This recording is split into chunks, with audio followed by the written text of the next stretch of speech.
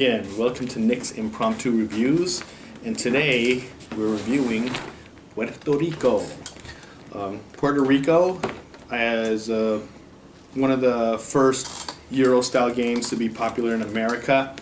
A lot of people say that it's the one. If it wasn't the first, it's the one that had that made Euro games popular, and I can attest to that. And this thing has been published back in, well, this one says 2002, but I think it was published earlier than that. Maybe this is a second printing or something.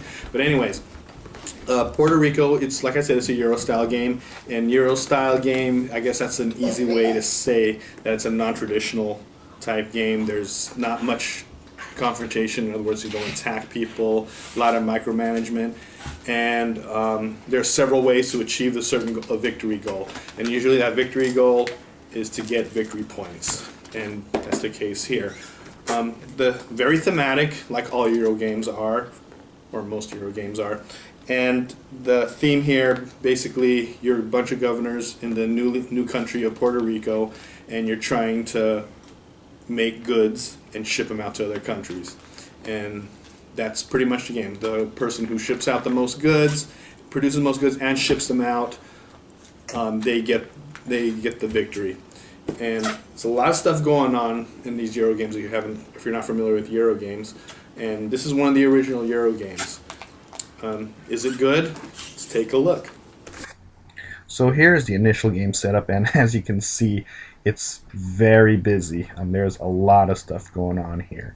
You have your individual boards, you have the main board with the money and the buildings, and you have those little cards that give the rolls and the ships and the trade house. And it's a lot going on right now. Now, it does look kind of intimidating, but it really isn't. Here, again, you have your individual board, but I guess what I'll do, I will take each individual part or each individual section and then just give a brief description of them. So here's your main board, or your individual board. Each player will have one. That's a place where you set your buildings, and there's a place where you can set your plantations that you're gonna produce. And to the right here is a nice little cheat sheet, very, very handy, and it describes what each role does. So that's a nice touch. So you don't have to memorize what each role does or have to look in the rule book. It's right there for you, and it describes it pretty concisely. So this is where all of the action's gonna happen. In the top, you see, that's where if you buy buildings, you're gonna put buildings right there, and the island is where you produce your goods. So if I get a tobacco plantation, I'll put it there. And the buildings, if I buy a building, I'll put it as so. Some buildings take up one space, some take two spaces, and if you fill up the building spots, that'll trigger the end game. Okay, so in the middle of the board you have the buildings, and you have buildings that'll help you produce your goods because you need a building and a plantation, and also there are buildings that sort of give you a little advantage. It breaks one rule slightly in the game that gives you an advantage. And then you have those big two-space buildings, and they're real expensive, but at the end they give you extra victory points.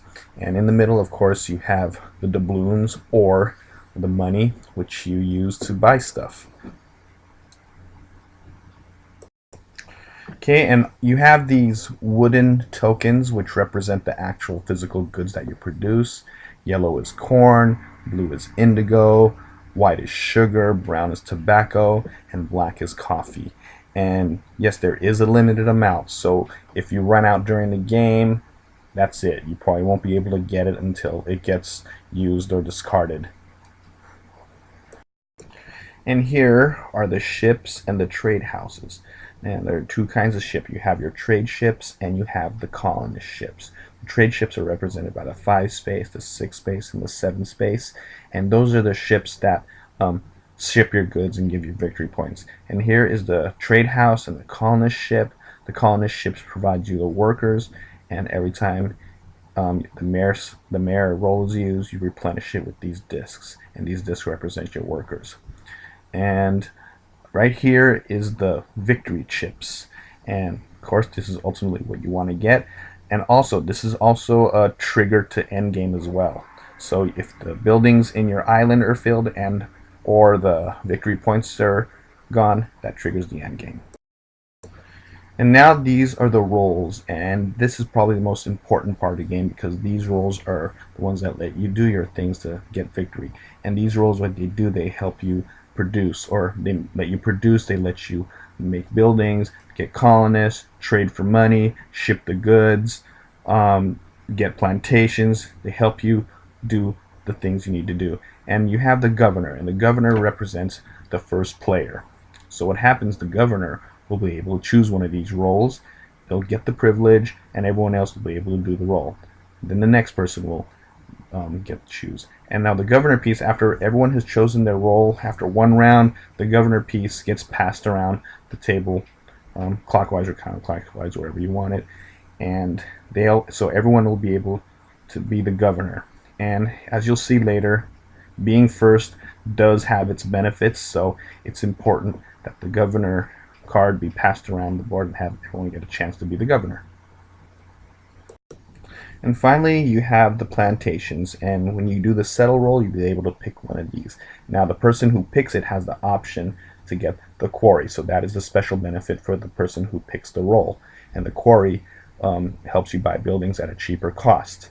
And as for the rest, the available plantations are random, and surprisingly, this is the only random element of this game. So how it affects the actual gameplay, I don't know, but yeah, this is the only random part of the game is the plantations.